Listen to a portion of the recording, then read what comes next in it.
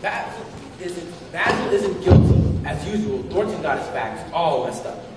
It was a tough case to solve, but we finally cracked. We knew it once we searched the write-ups. While they had stolen just about everything else in this hotel, they hadn't stolen the necklace. We retrieved our missing evidence and recommended that Albert Ingrid get some treatment for the compulsive behavior.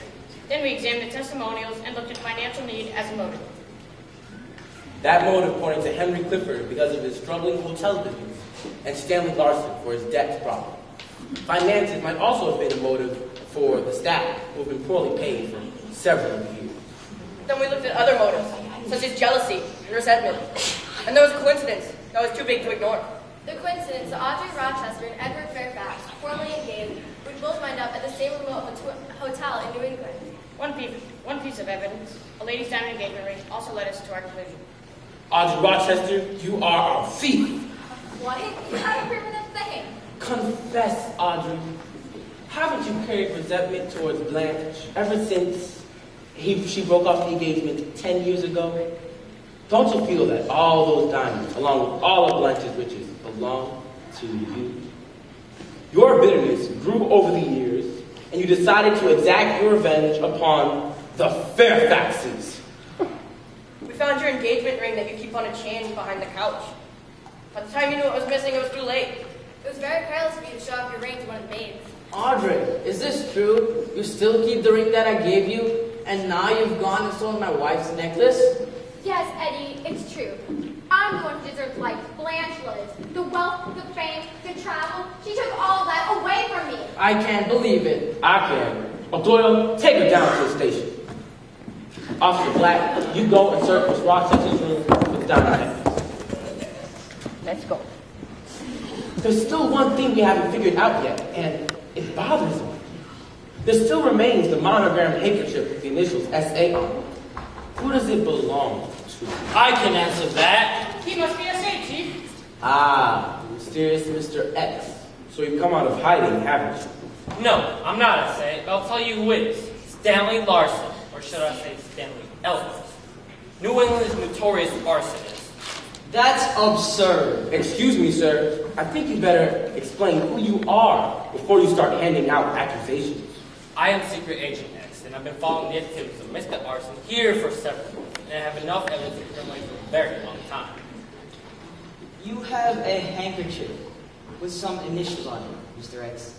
You can't possibly incriminate someone with that. Besides, have there been any fires since I've been here, Mr. Clifford? Well, there have been a few in the kitchen, but that's only since Basil started cooking. Mr. Clifford, if all had gone according to plan, there would have been more than a few kitchen fires, wouldn't there? I'm sure I don't know what you mean. Mr. X, stop stalling and explain your story. Chief Wickfield, let's examine Mr. Clifford's and Stanley Arson's possible motive for stealing a diamond necklace. During our investigation, it became apparent that Henry Clifford's hotel business was under financial strain, and as for Mr.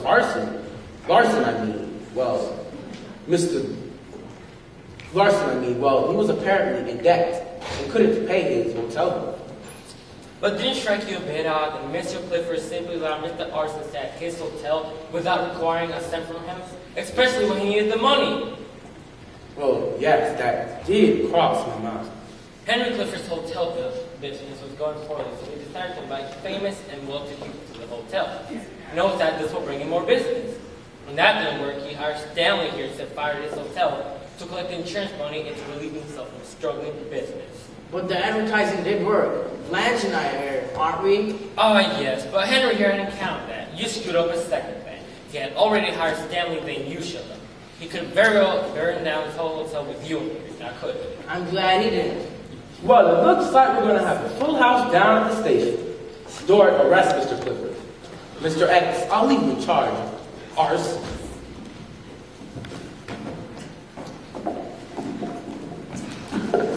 Basil, you don't come into this necklaces. Oh, I swear, I will wring your neck. You might not know where necklace is. I found it, Chief. It's right here. Ah, Thank you. I was beginning to think I'd never see it again with all these crooks around. I told you you'd find it.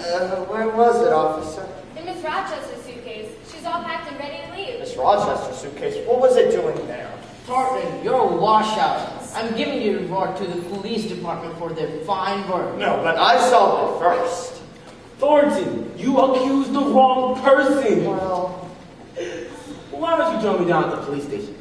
We've got a lot of paperwork to do this evening, and we can certainly use some coffee and donuts.